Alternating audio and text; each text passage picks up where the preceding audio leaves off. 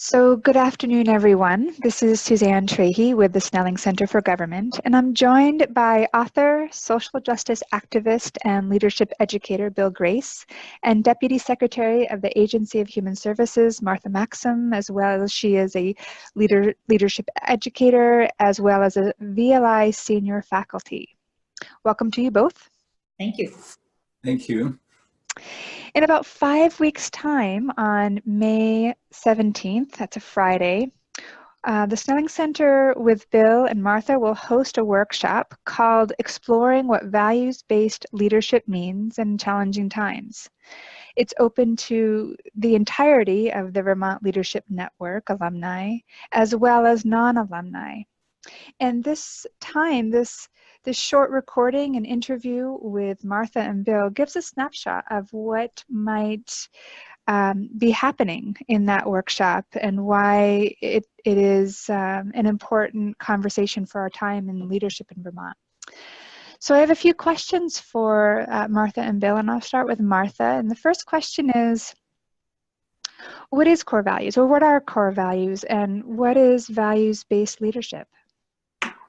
For me, core values are the deeply held sort of beliefs, or it's my essence in some way, of things that guide, hopefully, if I'm doing it right, guide my decision making and really guide sort of the way I think about work, I think about life, I think about family, I think about community. For me, they are, I use my core values, which are, for me, family, integrity, and transparency. And I really use those to think about every decision I make every day at work and at home. Am I honoring those values? Am I leading in alignment with those values? Are we making decisions that honor those values? And so for me, it's just a fundamental piece of how I lead and live. And so values-based leadership is really taking your core values and then leading in alignment with those, and making sure that you know when you're not leading in alignment with those, how to find your way back to that. But it's just, for me, fundamental in how I think about leadership and life. Thank you. Bill, I would ask the same question of you. What are core values, and what is values-based leadership? Yeah. Well, first of all, I agree with everything Martha just said. The only thing I would add to that, values takes us into the realm of principles. And when we are led by our principles, by our very nature, we're concerned for everybody. Because if a person's principles are justice and fairness and truth, it's not just justice, fairness, and truth for the people they like, or the people they live with, or the people they agree with. It's just, those values are intended, as Martha said, to direct all decisions every day in every circumstance. So it really naturally aligns us with the thinking, how can I live my life for the good of all? How can I live my life for the common good? And not every form of leadership concerns itself with the greater good, but because values are just kind of everyday term for being a principled person, principles lead us directly to a concern for the common good, which I think distinguishes values-based leadership from a lot of other models that are out there. Great. And I would add this, that in an era where there's increased nationalism, increased xenophobia, increased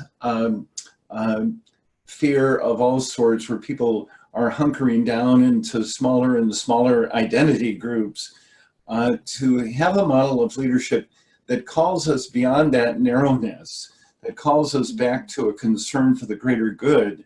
And I think Vermont is a place that always has got this. And my hope is that Vermont is a place that doesn't forget this in the midst of all of the movements for nationalism and individualism and xenophobia. Thank you. My next question is based on your most recent book, Sharing the Rock, Bill. In that book, you talk about acting with courage, and you say that courage is our choices, our actions. And the question I have for you is, how does courage form the heart of the common good leadership model that you write about? Yeah, it'd be easier right now if I had a sort of visual image to point to, but in the values-based leadership model, on the outside of the model are 3 V's: values, vision, and voice. And there are a lot of models that concern themselves with that, helping leaders to identify their values, helping leaders to clarify their vision, helping leaders to claim their voice on behalf of their vision. Again, what distinguishes, I think, this model is that courage is at the center of the model. And what that means is that courage informs every other dimension of the model. The way it appears visually is that courage is at the center in a circle within a triangle, and that every part of the triangle touches a circle. So every element of the model both feeds our courage, but also is more deeply informed if we add courage to it. So how do we claim our values with courage? I think Martha, for me, is a living example of somebody who does that. How do we identify a vision with courage, one bold enough for the times, in the midst of climate change, in the midst of increased tension around racial and ethnic differences, in a time where many of our institutions that are intended to serve the poor or disenfranchised are being cut back or questioned. We need bold visions. We need powerful visions suitable for the times. So courage says, can you not just have a vision, but could you have a courageous vision? And then finally, with voice, it's one thing to have a courageous vision, but will you give yourself to it courageously? Will you claim your voice on behalf of it courageously? And that puts us in good company. It puts us in the company of Rosa Parks and Dr. King and Sojourner Truth and Aung San Suu Kyi and Mother Teresa and Nelson Mandela, Desmond Tutu. These are all people who not only had a bold vision, but they gave their lives to it. And there's no one stopping us from doing just the same. Thank you. Martha, would you add anything to that? Yeah, I would actually say, so I thank you, Bill, for thinking that I'm a living example of courageous leadership. I don't feel that way, actually. I feel like I struggle with the courage to do the right thing sometimes. And so I guess I would say it's really hard. And it takes practice, and it takes sacrifice, and I think, you know, the idea of having this opportunity to be together with other people where we can really talk about this and almost create a shared courage to speak the truth and love to power is inviting for me, because this work is hard, and finding the courage is hard. And I, for one, don't always do that. And so I'm actually really looking forward to this time with Bill. I can't tell you how many times over the past many years, I've sort of sat back and thought, I think I need a Bill Grace moment. I need to call Bill and just talk to him about what is going on in our world and how to make sense of it and how to be and to lead in the face of just what's going on in our country and our world. And so I'm excited to have this opportunity to continue to sort of refine my own leadership and find my voice and find my courage along with the others who are going to join us. Yeah. If I could add one more thing, this is not to embarrass Martha. I cite Martha as an example because, you know, I've done this work for close to 40 years, and I could count probably on one hand, two at the most, the number of people who struggle with these concepts, who accept the challenge of living into these. When Martha says, you know, I don't always do it. It's a struggle, it's difficult, it's hard. That's courage. You know, if it didn't take courage, you know, it would be easy. But because it takes courage, it's hard, and we're not perfect. We just, over time, commit ourselves to staying with the struggle, and that's what Martha has done at work and at home and in her personal life, and I can't wait to be with her too. Mm-hmm. Well, that brings me to my last question.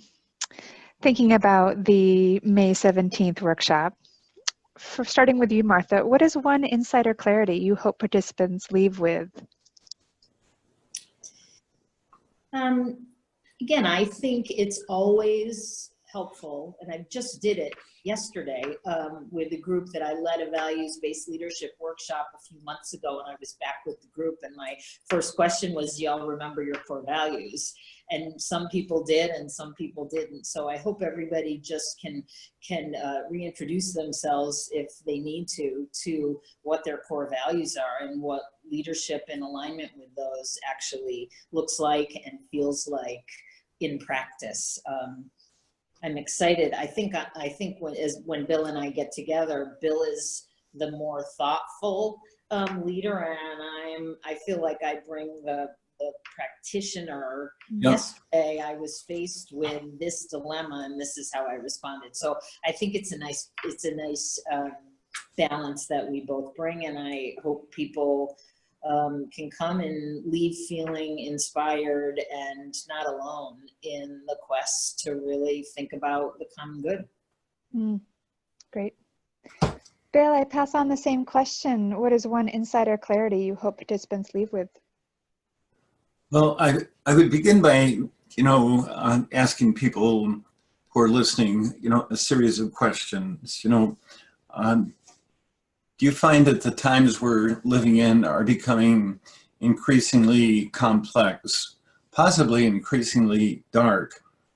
Do you wonder sometimes if what you're doing is making a difference as we look at the magnitude of some of the challenges facing us, whether it be immigration or the number of ways in which our nation is divided, let alone climate change and sea level rise?